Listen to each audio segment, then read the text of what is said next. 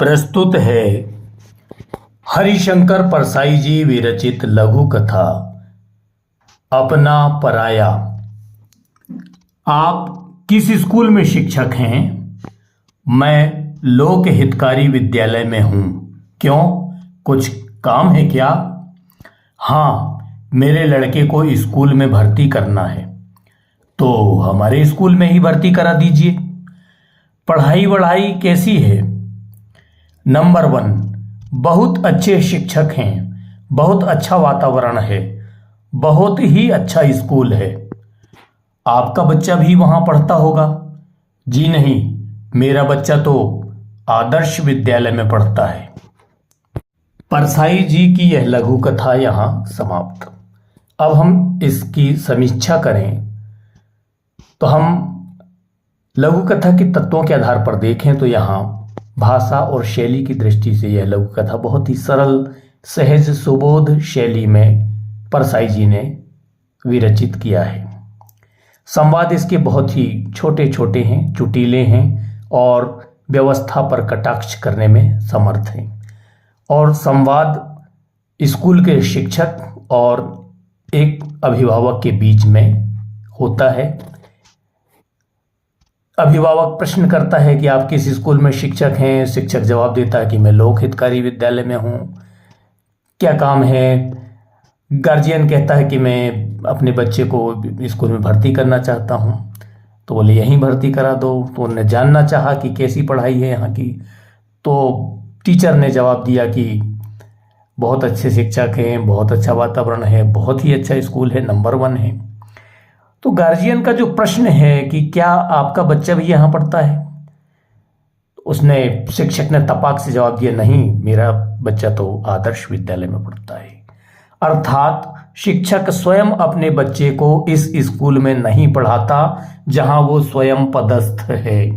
इससे सिद्ध होता है कि स्कूल ठीक नहीं है और स्कूल अच्छा नहीं है। इसके कारणों में एक कारण वह स्वयं शिक्षक भी है। वह शिक्षक भी यहाँ मन लगाकर नहीं पढ़ाता होगा और उसके साथी शिक्षक भी बहुत अच्छा अध्यापन नहीं करते होंगे। तभी तो वह शिक्षक जो इस स्कूल में पदस्थ है वह अपने बच्चे को किसी अन्यत्र विद्यालय में पढ़ाता है। इसका तात्पर्य है कि वह ना खुद स्कूल में सुधार चाहता है, न उसके साथी स्कूल के अध्यापन व्यवस्था में सुधार चाहते हैं। यहाँ की अध्यापन व्यवस्था ठीक नहीं है, यह बात तो स्पष्ट है।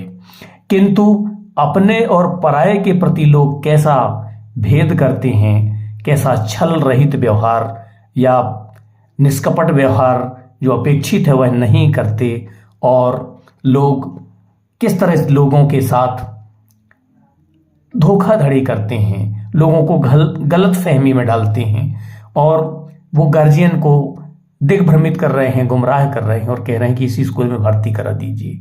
लेकिन जब बाद में अपने बच्चे की बात आती है तो वो बताते हैं कि मेरा बच्चा तो आदर्श विद्यालय में पढ़ता है। मतलब वो दूसरे का नुकसान हो जाए इसकी उन्हें कोई फिक्र नहीं है। अपने बच्चे का वो हित देखते हैं और दूसरे विद्यालय में उसे भर्ती करा दिया है, लेकिन दूसरे को यहाँ भर्ती कराने का सुझाव दे रहे हैं।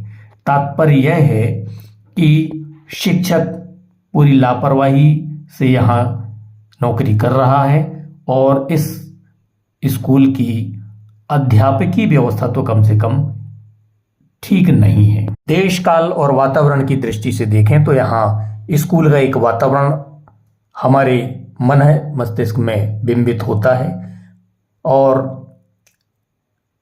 स्कूल का वातावरण कैसा होगा हम उसकी सहज परिकल्पना कर सकते हैं।